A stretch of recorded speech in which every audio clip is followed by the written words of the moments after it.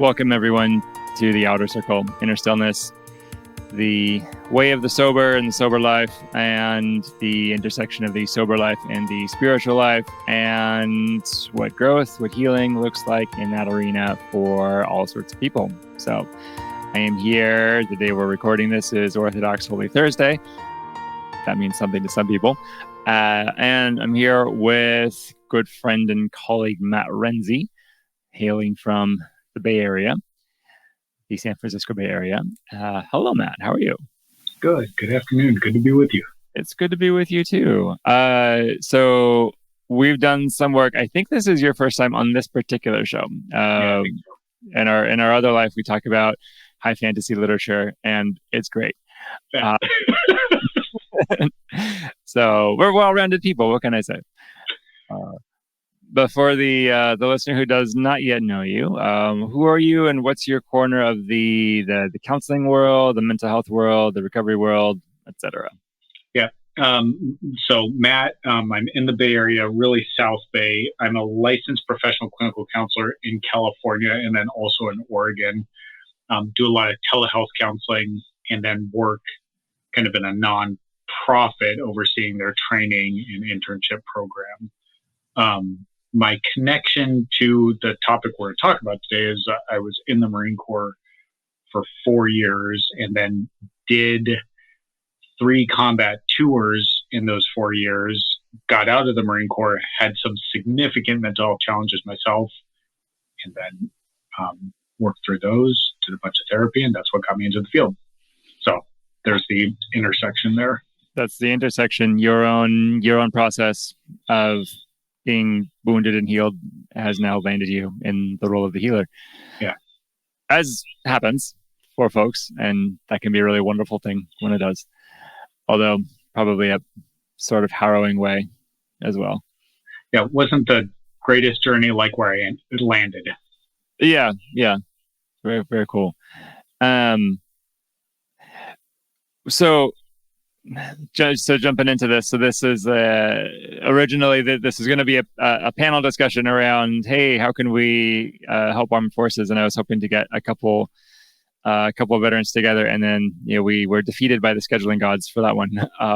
But I'm glad to hopefully just chat with you about your perspective on military life, post-military life. What the healing process looks like. Maybe as much as you're open to sharing, what are some of the particular challenges that someone in the military faces in coming back? Yeah, it's a good question. So everybody's military experience is going to be a little bit nuanced depending on the branch that you're in, type of service you're in, how many years you were in, where you served, and then if there's like a active conflict zone going on, and also like your job. The military's kind of goal is, I guess, defense of the United States, combat with enemies, whatnot like that. And so to that end, they shape people for that goal. They're very explicit. Boot camp training is you're going for this purpose.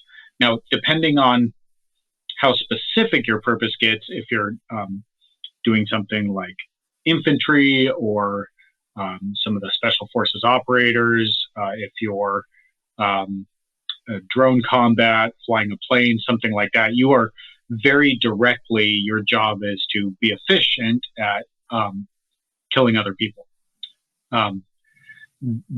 That job has no kind of counterpart in the civilian world. So we take people that are usually just entering into adulthood. Their personalities are still forming. We whatever developmental theory you take, they're still in some type of formation stage. And we drop them into a context where we're specifically conditioning them to do a specific job in a high threat environment. Life is often on the line, and they're either directly tasked with taking the life of another person or contributing to that goal overall. And then after a period of time, we say, and it provides a lot of structure. There's a lot of structure in that. After a period of time, we then say, hey, thank you for your time. Really appreciated what you did here. Go and be well. And there's a jarring sense of loss of identity, loss of structure, and then almost like a alienation or cultural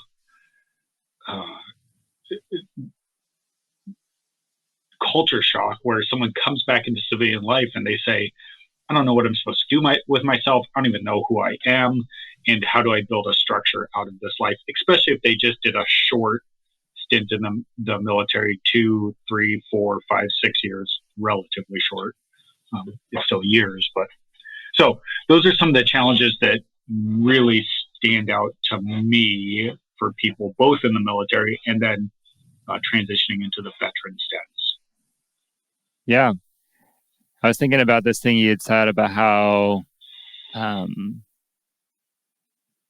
military exists for one purpose, defending American soil via sending a whole bunch of, finely trained, very skillful killers out into the world to do what they do. And that there's not any real counterpart to that in civilian life, which, I mean, unless Assassin's Creed is a real thing. Yeah. So, and I guess I'm a little bit more curious about that. Like, that seems like a really dramatic example of like compartmentalization in a way, or like military life or like active combat life is just so different, so far removed from what civilians experience, and then there's this like unique, uncomparable, doesn't translate at all experience that happens over here. It just curious a little bit more. A little bit more about that. Yeah. So when I came out of the Marine Corps, I really wanted people to have a perspective of what I went through and be able to understand a bit of that kind of combat life. And I quickly realized that there was no, I wanted to use the word analog. That's not the right word. There was nothing that they could compare it to that was analogous, that was close enough to even bridge the gap. So I remember one time at college, I was talking about a time we got ambushed, where it was a pretty horrific experience. And I got to tell them the story, and it was a group of kids sitting at our table, and kids. I was like 24 at the time, and this guy was probably 18 or 19 years old, and he looked at me deadpan and he said, "I know what that's like. I've played a lot of Call of Duty." And I thought he was joking at first, and I laughed at first, and he just looked at me like with this really empathetic. And once I realized he wasn't joking, I thought I was going to punch him, and I was like, I have to walk away at the moment because I'm feeling so upset with you at the moment, because our experiences we're completely missing each other. And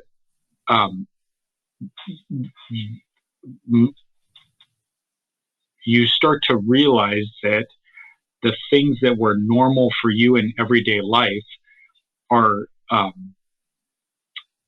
repulsive to other people, or horrific, or so far beyond the pale that if you talk about them, you're almost automatically ostracized. And so you learn pretty quickly, I just don't talk about this.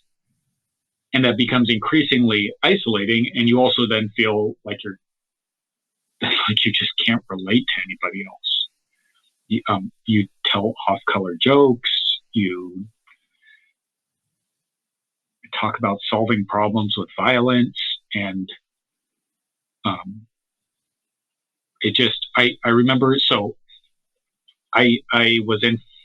I'll tell a story about this. I was in First Fast Company, which was the Fleet Anti-Terrorism Security Team. Did 2 combat tours there, and then came to 3rd Battalion, 5th Marines after my time in Fast Company was up for my last year of the Marine Corps, which was an infantry battalion. And we had a corporal there in 3rd Battalion, 5th Marines, and they had just gone through 2 combat tours themselves, so a bunch of combat Marines. And the corporal got pretty drunk one night, and there was a guy causing a problem in the bar, and the corporal said to him, like, you better chill it out or I'm going to kill you. And the guy started laughing at him, and all the other Marines around the corporal grabbed him and snatched him out of there because they realized he wasn't making an idle threat. He had been in 2 combat tours, and oftentimes his problem solving when it came to conflict was you kill the other. That was how we would learn to solve problems, especially when it was an interpersonal conflict nature. There was, that's a different context, but to that civilian, he laughed it off as if he was taking a joke. But the Marine, that was his absolute default thinking pattern, and that was the appropriate default thinking pattern for him. That type of just different way of thinking about things becomes very isolating. There can be a lot of shame around that, and a lot of confusion as far as who am I, is how I think normal, and who can be safe to talk to. I think I hear you talking about just having a completely different set of defaults in how you see the world and everything. And that's kind of like an easy term to like put words to, but I think we maybe take for granted like how default our defaults are. So you and me now in the counseling field, we're trained to look deeply at our own defaults, how people look at theirs, and to cross the gap into recognizing, okay, you have a different set of defaults than me. Let me try and get up close and cozy with it. That's what makes our profession our profession. Outside of that profession, some people kind of naturally have a measure of that gift, but it seems like that move to, you just think differently than me. Not even always you're wrong or offensive, just like you're alien to me. That move to cross to recognize, oh, I have a default that's different than yours, and I want to kind of learn what yours is, even just to observe it. That takes a lot of work. Yeah. So, and what's challenging also for the military service member that's then transitioning into a veteran role is their default mode has likely saved their life at some point. And so it has a high intrinsic value, and there's not much motivation then or reason to see changing or examining that default. Yeah. Right, because those experiences where those defaults were life-saving or super real, super compelling, and very, very extreme. And so I could almost imagine that person's system needing an extreme counterpart situation to demonstrate that the other truth could be true. And there's just not going to be any experiences as extreme, short of more violence somewhere. Yeah. I was thinking about the story you told at the table with this, Call of Duty kid. And yes, no comparison. Video games are not at all real life, at all. But it was making me think about like war movies, war video games. Recently I discovered the Orphan X, series of spy novels, which maybe you might like that. So I'm enjoying them. The main character, the protagonist, he's this assassin. He's really highly trained to be a killer, and so the stories are they're fun adventures about how he does this stuff. And the author, bless him, he's talking about this character's personal life and how he's trying to move about in relationships. Predictably enough, very clumsy at it. I enjoy the stories because I enjoy a good story. I think it's a well-written story. But as you're talking about it, I'm wondering if there's like this dual edge to stories about combat, in that on the one hand, it's important for us to see into that life. It's certainly important for veterans to be able to tell their stories or for those stories to be told. But I wonder if there's a risk of beginning to romanticize, maybe even fetishize what military life is, and kind of forget the reality because the depiction of it's really cool. Yeah. I don't know what's your. Yeah, 100%. I grew up on all the old, Hogan's Heroes, Dirty Dozen, all those old war movies. Every Memorial Day and Veterans Day, that's when I just watch those TNT all day long. On the old TV where we had to turn the dial. So it definitely romanticized things for me. And then when I got into actual combat, I was like, oh, this is very different. The first time I got in a firefight, what actually went through my head is, this is so silly. Where are all the bullet ricochets like off the ground? Because when you're in a firefight, they're shooting at you, so they're not hitting stuff around you. And what you hear are these little snaps around you, that are the sonic booms of the rounds, if it's a supersonic weapon, which most rifles are. Anyways, so you can definitely romanticize things. I do think that there's a danger in that we can trivialize combat and death, and also we can romanticize or normalize people that are in that type of situation and see it as kind of an ideal life structure or heroic life structure. And that's not to downplay people that are, fighting for very worthy causes at the moment. And also, I look forward to a time where humans will not fight each other. And I think that's the pinnacle of humanity there. I think human combat is a necessary thing in a fallen world, but I don't see it as intrinsically a human virtue. Mm-hmm. On top of that, personally, I can't watch war movies. I discovered this about 3 or 4 years after the military. I went to a movie with a buddy, actually a group of friends, in Portland. And it was just about the time where there was some almost kind of like hyper realistic movies about either special forces or the war in Iraq coming out. So where they really made things as closely as they could. I think of like American Sniper, very much fits that bill, where it's very close to what things were like. And we were watching this movie. It wasn't American Sniper, it was a different one. And I was soaking wet, sweating and trembling the entire time and just like short of breath. And there was a particularly intense firefight scene at one part of the movie. And I was just gripped in my seat, and I was like, I was actively having a flashback.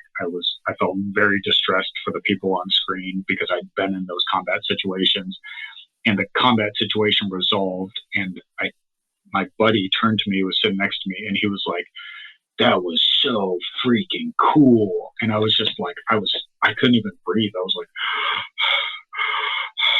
and I don't even know if he noticed my reaction at the moment because he was so caught up in the combat and how cool it was. And I had no sense that this was cool whatsoever. My sense was these people just nearly almost died, and some people did die. And oh my God, like, why are we watching this? This isn't fun at all. We shouldn't be doing this. And so I think there is definitely a risk of that desensitization and glorification of things that are really tragic and terrifying. Yeah. Desensitization that, for you in it is a survival skill, a necessary thing. But for someone like me who's not in that kind of danger, for me to become desensitized to it, it's like a whole different thing. It like, cuts me off from connecting, from really caring. Yeah. Yeah.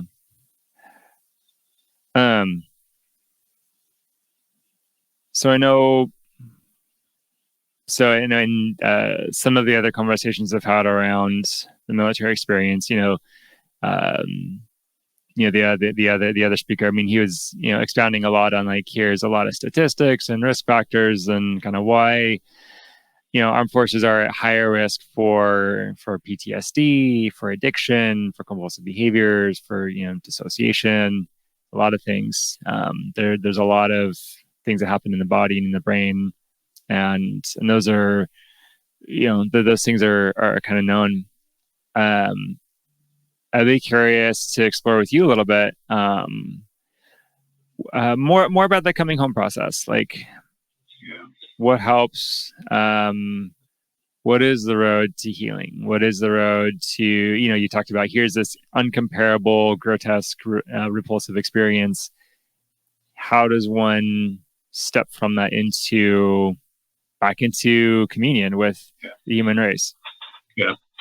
I just had a conversation 2 weeks ago with Admiral Lefevre, retired Admiral Lefevre, who was the top commanding officer in Pakistan when bin Laden was killed. So he spent a lot of time in Pakistan. Him and I had a conversation. He was talking about what they saw with their both soldiers and Marines, because Navy oftentimes is in charge of Marines as well, is that after a combat experience, they were flying Marines home, and that was not good. That abrupt transition from I'm in combat one day and then I'm back in the U.S. the next day is bad juju. And so what they found is putting them on a ship and shipping them home and giving them some transition time was a very good thing. From all my combat tours, I got flown home. It was incredibly difficult to be in Iraq one moment patrolling for my life, and then within a week be back in the United States. Coming back from my first combat tour, we were in New Jersey on a bus, and I saw a piece of trash on the side of the road, and my little squirrel brain went, that's an IED, that's an explosive bomb on the ground, and then I was like, wait a second, I'm in New Jersey. Like, I don't even, what's going on here at the moment? When I came back from my third combat tour, we were pulling up at Camp Pendleton. We were in Camp Pendleton. We're on the Marine Corps base. We're in the stupid bus. And I'm not sure how much information to give away. Whenever you're traveling on a bus, there's armed Marines on the bus, even if you're stateside. Well, I had a rifle. I was armed. And as we're pulling up, there's a big crowd of people there. And part of my brain is saying to me, hey, these are all our families. They're welcoming us back. This is totally safe. Another part of my brain is crowds of danger. There's going to be a suicide bomber. This is a congregation point. It's we're going to get ambushed out of this. There's probably, people are going to use these civilians as shields. All of that's going on. And so I'm very high tension, high stress. The door of the bus opens, and I step down into this crowd, and I have my rifle almost at the ready. I'm ready to pull it up. I know these are all family members. I am just on high alert. And this person shoots out at me through the crowd, like the crowd parts, and they come jetting straight at me. And I lean back and I put my boot up, and I'm going to put my boot in the center of this person's chest and kick them away. And the last second I realized it's my sister. And she grabs me and gives me a hug. And I was like, oh my gosh, I almost just punted my sister in the chest. And my follow-up would have been to put a couple rounds in her, quite honestly. I think I would have stopped before that point. But also that was the sequence of actions I was going to. So the abrupt transition from combat back into the United States has not been good for most military folks. Now, if people don't go, to combat, your military career looks different than that. There's still an abrupt transition getting out. You do get these classes, but most people are kind of already mentally checked out. Oftentimes it's really hard to figure out what you're going to do next. And many people go back home to live with parents. They're not going into a career, like another job, anything like that. And that natural depression or lull after the Marine Corps or after the military then turns into an extended lull without structure, substance use sets in, and it becomes very challenging to then create a life structure. So what I think is most helpful is when people get out of the military and honestly go into something right away. Whether that's community college or starting the trades or just starting a job back home at your gas station, having something lined up to go into is very helpful in that transition space.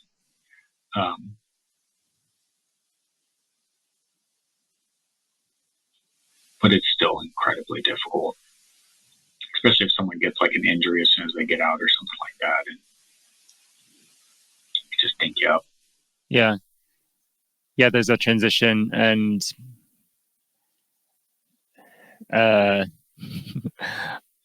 I'm noticing in myself like this part that's like, wanting to reach for comparison, was wanting to connect, and also kind of recognizing, but like, all my comparisons will be kind of silly, so I'm passing on that. But I hear, there's this intensity to being just on high alert all the time, and then the challenge of coming out of that, and coming out of that quickly will be a really steep crash, and coming out of that quickly into an extended season of, I don't have structure, I don't have purpose, maybe I don't have connection, community. And sounds like a recipe for depression. Even without combat service, that is a recipe for depression. But then you add in, like, now I'm carrying these memories and these burdens and maybe injuries too.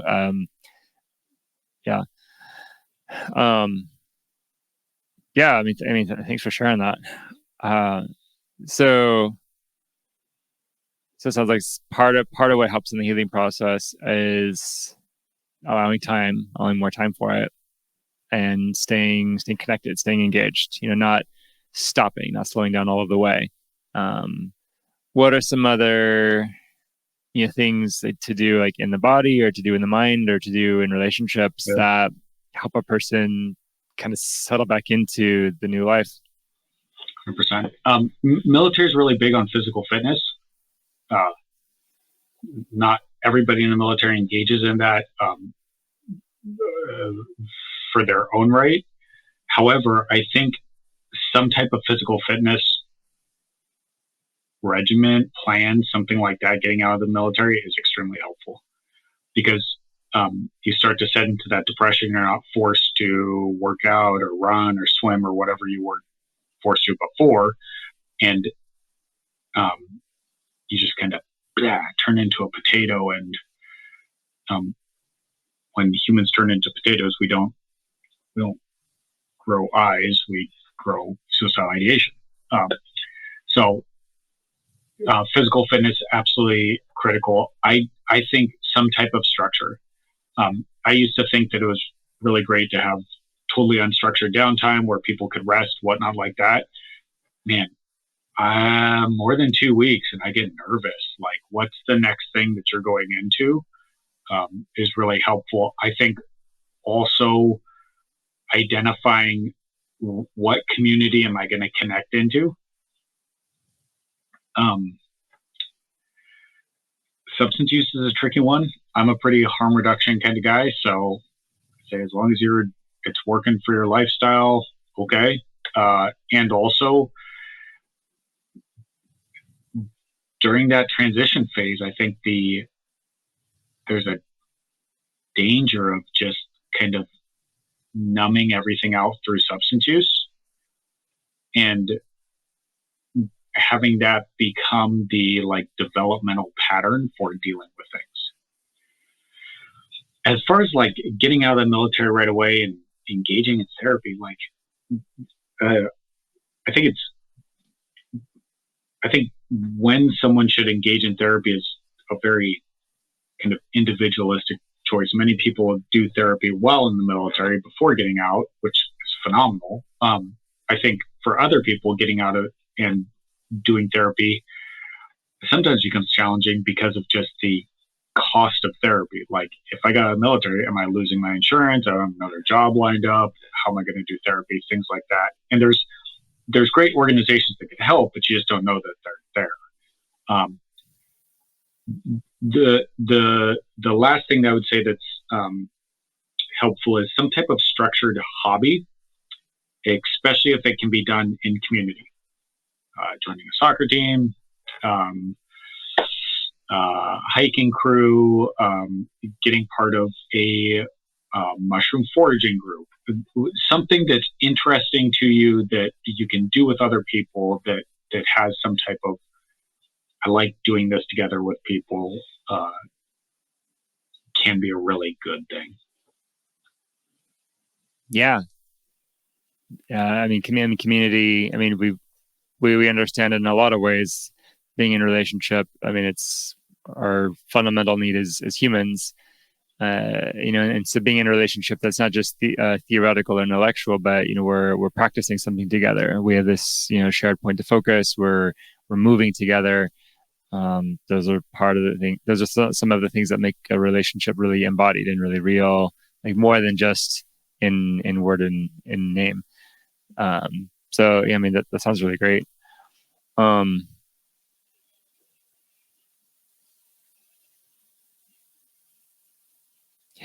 One of the things I was wondering,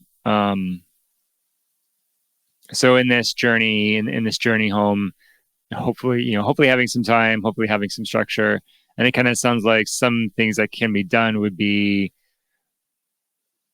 constructing more of an infrastructure, more of a structure, like, some, more efficient way to, help veterans know, hey, here are all of the services that are available. Here's how to access them. Maybe, more counselors, more people, that really making a space for armed forces, for returning armed forces in their practices. It sounds like that would be a really useful thing. Yeah.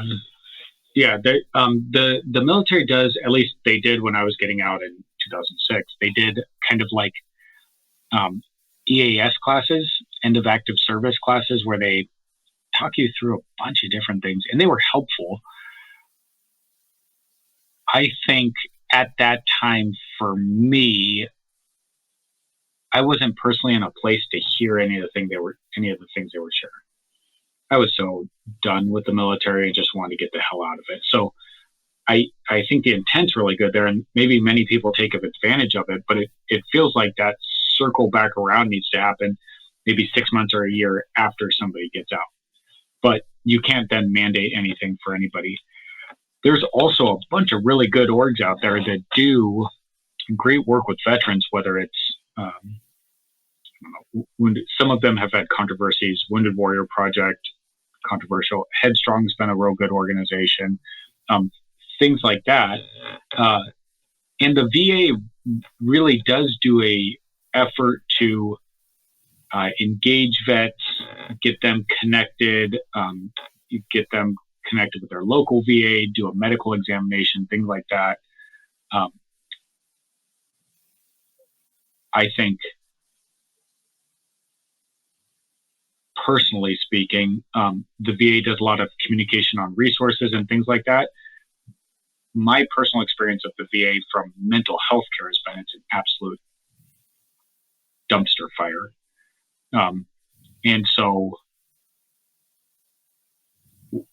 while there are a lot of resources out there, the communication and then ability to access those resources is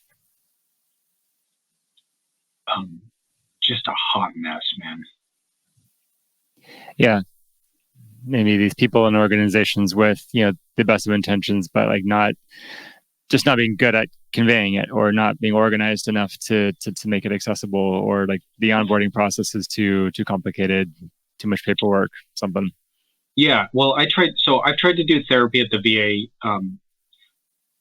3 times. And the first time I went, I was at an inpatient clinic, and I was like, I finally, like, the gal's like, you don't meet full criteria for PTSD, and so we can't admit you to the inpatient clinic. And I was like, inpatient clinic? Like, I don't need I just want therapy. What am I doing at this? And she was like, you don't need the inpatient? I'm like, no, how the hell did I end up at an inpatient clinic? What are you talking about? The second time was like, it was like 5 years. No, it was 6 years ago. I was starting a PhD. I was working as a therapist in the mental health field, in community mental health, which is a hot mess most of the time. Uh-huh. So I know hot messes from the inside. I'm starting a PhD. I'm a pretty intelligent person. Reese, it took me 6 months of calling, 6 months before I had an appointment. You know how I actually got an appointment at the VA?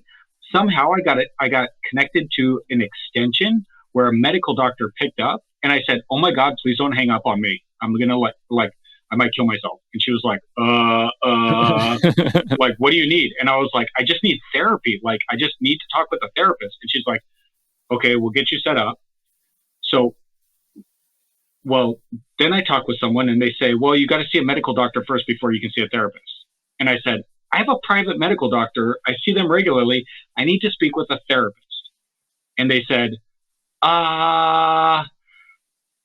you still need to speak with a medical doctor. That's 3 months out. So I was like, fine, whatever. I went and saw the medical doctor 3 months later. We got done 2 hours of screening, and she said to me, you're in perfect health. What are you doing here? And I said, I need to speak with a therapist. And she said, well, you should have been speaking with the social worker. And I said, they said I had to speak with you before I could speak with the social worker. And she said, well, you're supposed to be speaking with the social worker, not me. And I said, you got to be freaking kidding me. So 2 months after that, I'm sitting with a social worker. Him and I are finally sitting there. It's now been almost a year since I tried to get into the VA. Oh. And I sit down across from him, and he's like, yeah, you definitely got some PTSD going on. And I said, well, can I get some therapy? He said, yeah, we'll give you 9 sessions of CBT. And I said, honestly, I'm a therapist. I really don't like CBT, and I don't believe in its effectiveness versus other therapies. What else you got? And he said, that's what we got. And I said, are you serious? Like, that's all? And he's like, yeah. And I said, I have 3 combat tours. You're going to give me 9 sessions of CBT and I'm going to be better? And he said, well, we don't want to create a dependence mindset.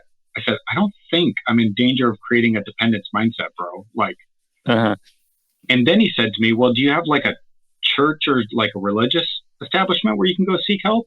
I said, you are the people that specialize in combat trauma treatment, and you want me to go talk with someone at my church? What kind of drugs are you smoking, man? And so him and I had pretty contention. I was not happy with him. And being a professional in the field, I let him know. I walked out of that appointment, and there was this thing called the vet center right by there.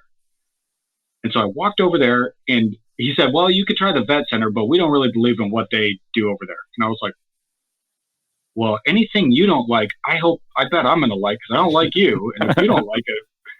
So I walked over to the vet center, and there was just some good old boys. There was 3 old Vietnam vets just sitting around in there, and they were shooting the shit. And I walked in there and I said, hey, I'm a combat veteran. I freaking hate the VA next door. They're giving me a damn runaround. I just need some therapy because I got PTSD. And all 3 of them looked at me and they said, buddy, you're in the right place. And the vet center was very good for me. It was combat veterans only. But the thing is that the vet center is only accessible to combat veterans.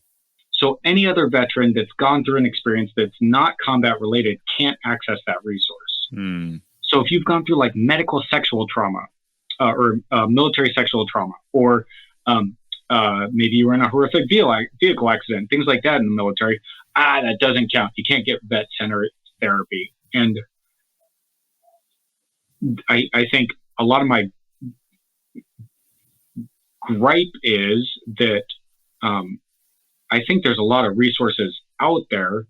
The VA dominates stuff so much, and there's such a disorganized and honestly confusing and frustrating situation that I think many veterans experience that as their first point of contact, and then they just give up on everything else, which I wish they wouldn't do, because they then kill themselves.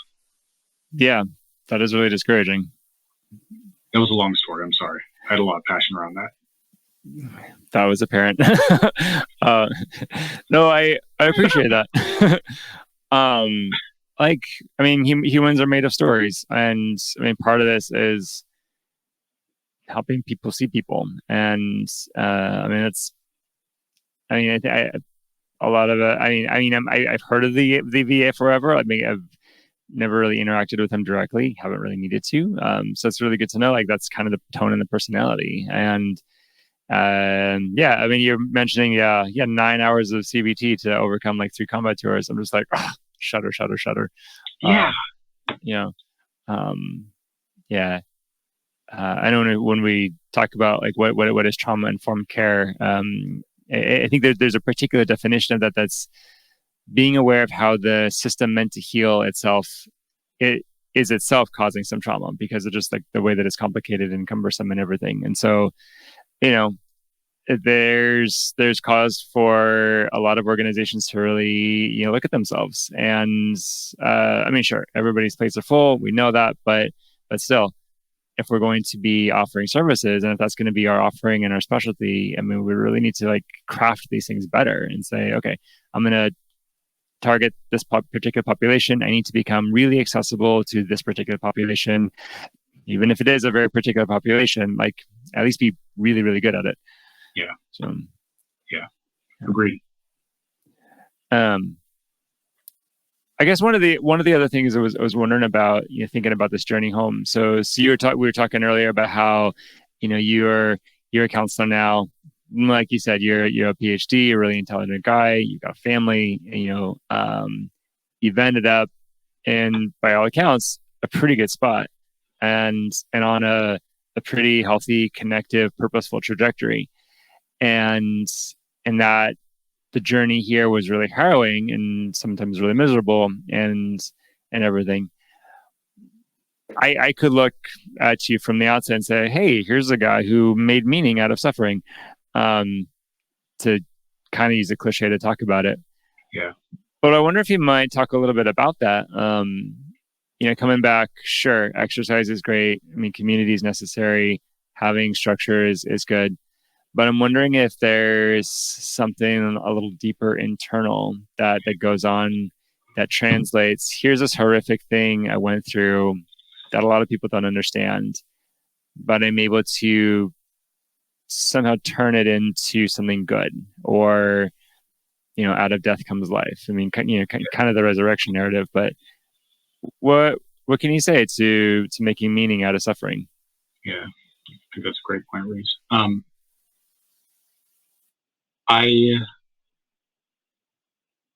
you ever heard of Mark Savickas? No. Constructivist career counselor kind of guy. Super interesting dude. Yeah, he's got videos.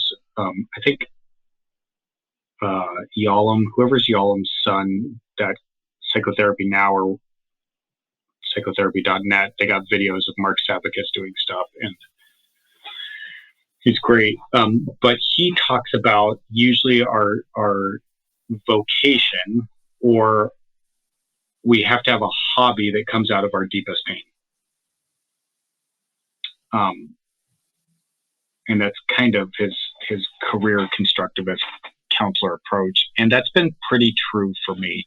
So when it comes to the military population, we've got 2 specific things. One, there's this concept of moral injury. Me or the people I was associated with or the government I was associated with did evil things. What do I do with that? How much am I culpable in that?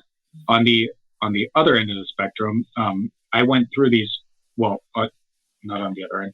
A different dynamic is I've gone through all this pain and suffering and trauma.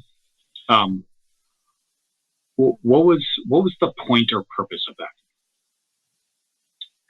And I think that question is very universal for anybody that's experienced pain and suffering or trauma. And so for me personally, because of my belief in Jesus, because I'm a Christian, I see what I've gone through in a very kind of 2 Corinthians light. God has comforted me in my suffering so that I can comfort other people.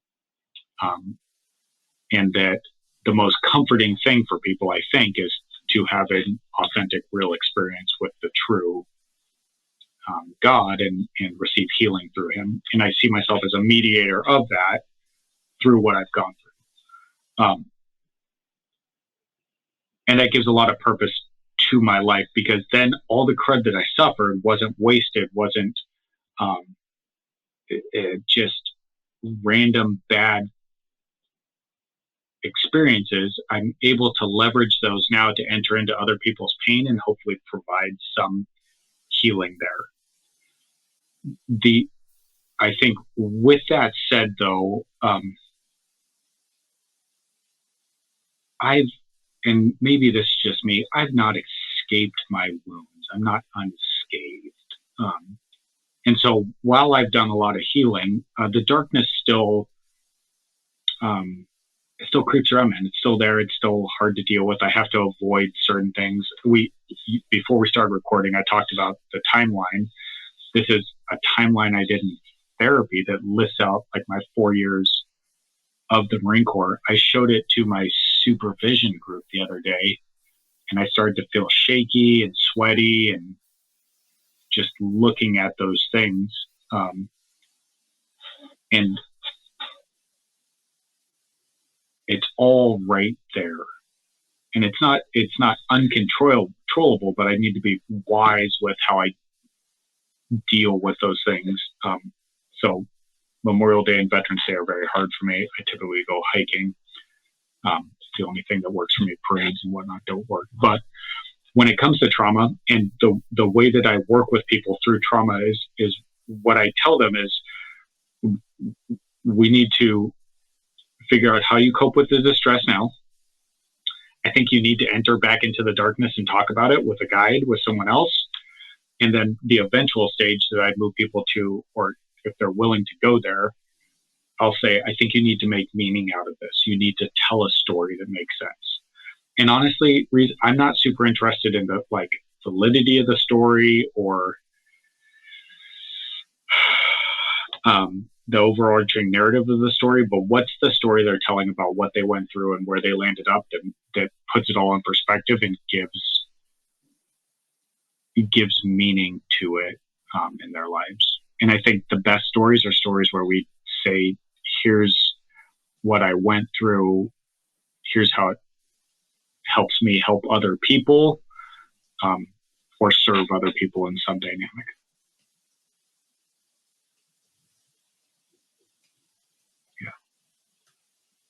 Thanks for sharing that. That feels really powerful. The power of story. I don't know, when we talk about stories we love, there's something really powerful there, and there's a reason we're drawn to stories in a way, and stories as a healing medium. Like, I tell myself stories about how I am, who God is, how the world works, what is pain and suffering, and it's really great to be able to kind of take control of that story a little bit, or become the master editor anyway. Yeah, I think even naming things like Ursula Le Guin. Did you read Earthsea trilogy? Not Earthsea. I did Left-Handed Darkness, which was fascinating. Phenomenal, yes. Anything by Ursula Le Guin is absolutely fascinating. Right. But Earthsea trilogy, the main character is facing like a nameless darkness, and he has to get the name of the darkness. And then once he has the name of the darkness, he has power over it. Common trope throughout all, you got to get the true name of the dragon, true name of the sorcerer, or what, but I think about that a lot in people's stories. Like, what's the name of the thing you faced? Mm-hmm. And once they're able to name it and speak about it, then they have power over it, and they can choose how they're going to use it. Yeah. Naming it as a way of beginning to observe it rather than be it. And the more specific the name, the more language you have around it, often the wider the gap there is between you and it. And in that gap, there can be that calm and that pause and more choice. Yeah. So I really love too the way you're talking about making meaning out of a thing that has to do with what's the story I tell myself. What's the story that I believe in for what this is? Naming things. You're talking about really connecting to other humans as well. Working with a guide, so you're not just in the darkness alone. And it's just such a beautiful image. And you and me, we get to be that, and it's a tremendous honor. But connecting yourself to the suffering of others, especially within Christian thought, it puts you in touch with both heaven and earth, the divine and the human, between God and people, and it kind of puts you in like the safest, most rich spot in a way, because you become this conduit of the presence of God, and you're connected to everything in that point. Yeah. So it's a sacred space, a very sacred space. Yeah. So I certainly believe that within Christian thought. I think even outside of religious thought, though, still that sense of I'm now becoming a helper. I'm now becoming a healer, and I'm lifting others up. You're becoming the kind of person who lifts other people up. So in a sense, it's good that you're helping other people, but in a sense, like in one sense, it's not about them. It's more about like you changing from being like the killer to being the victim to now you're the helper. There's a personal transformation aspect too, and part of the way that I deal with my darkness is by helping other people experience the darkness. Yeah. No, I hear that. It's a really real thing. I really love this, and I really love hearing your thoughts and hearing your stories, and being with you in this. And yeah, admittedly, there's an experience gulf between us that I'm not going to try to fabricate an artificial bridge across it, but but as close as I can be to you in your experience, I'm really delighted about that. I wonder, as we've been talking, I guess, are there any other quick thoughts or insights to offer to, say, someone who's been in the Army, who's been in the armed forces, seen active combat, might just be, looking for like, what's my next step? How do I, what's my next step out of the darkness? Yeah. I appreciate being in this space with you too, Reese. I really, we have good conversations. I appreciate the depth of where you take things. I think there's and it's more of a Western kind of concept. Maybe not everybody believes this, but the military tends to breed a strong sense of like independence. You can affect things, self-will, doing things on your own, being a competent person, things like that. Very focused on that within a team aspect. When people get out of the military, I think there's a sense that I can fix this on my own. And that if I need help from somebody else, especially someone that hasn't been in the military or is a therapist, that makes me weak or broken or something like that.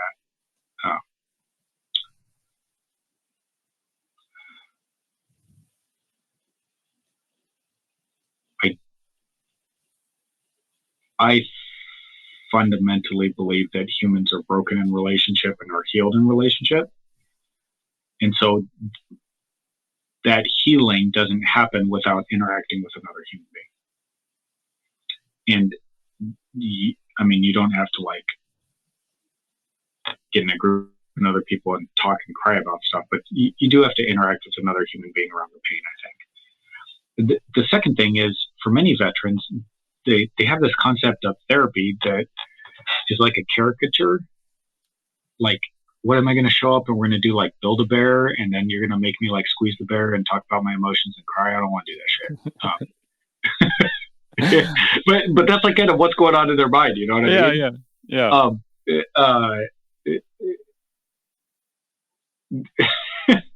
Your minimally competent military therapist isn't going to do that. You know what I mean?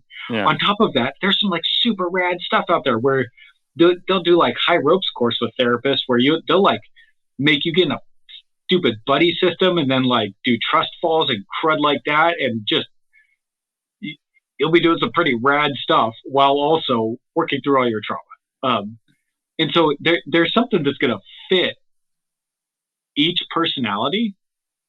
And so if you want to do Build-A-Bear therapy, there's a therapist out there that does Build-A-Bear therapy, and it's hella effective. It's really good, and it fits a lot of people.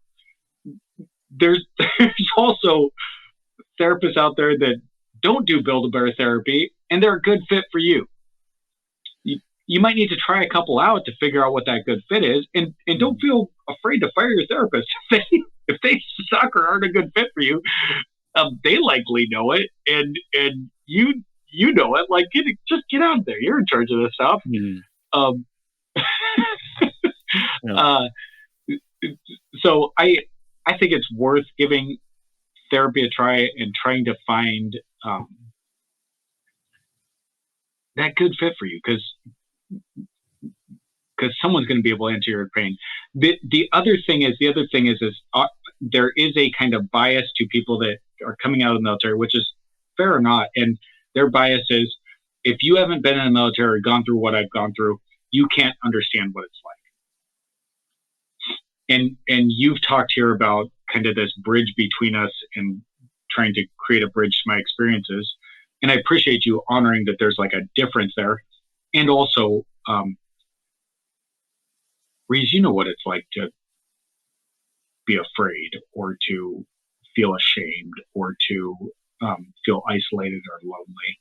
And I think there's a universality to human experiences in suffering that can be that bridge, as long as we're sensitive to the experience of the person we're talking to, and not downplaying their experience as we make that connection. And so for the veteran out there, or the service member, what I would say is, even if the therapist hasn't been in the military, give them a chance. Like, they know, they walk through suffering. They're up in people's lives in the middle of suffering all the time. They're very good at connecting with it. And they can likely connect with your suffering and provide some aid there, even if they don't know the exact specific experiences that you went through. Yeah. There is a universality to suffering, to fear, to wanting connection, to wanting to be seen, and handled in the right way, that can be a really powerful connector. Yeah, absolutely. Yeah. Cool. Well, thank you. Thank you again for some thoughts and experiences, and for some stories. If a listener wanted to reach out to you for some more conversation, or someone in California, the Bay Area, wanted a good therapist, not a CBT therapist, where I do a little CBT. I just don't think it's the only thing that you should do. How about that? Right. That's fair. Yeah. I mean, I pull on it once in a while too, but I do other things anyway. But yeah, where can you be reached? Yeah. My website is mrensicounseling.com. So just M, my last name, S instead of Z, and then counseling.com. They can reach me through that. I'm also licensed in Oregon as well, so I see clients in both Oregon and California. So okay, that is great. I love to have conversations with people. They can also ping me on LinkedIn. LinkedIn's a little bit different. I tend not to make client connections there, but as far as like consulting or just chatting with someone, speaking engagement stuff, things like that. All right, cool. Well, mrensicounseling.com for California and Oregon, and for soldiers and book lovers and poets everywhere. This is Matt Rensi. Thanks so much for having me, Reese. Thank you indeed. Talk to you soon.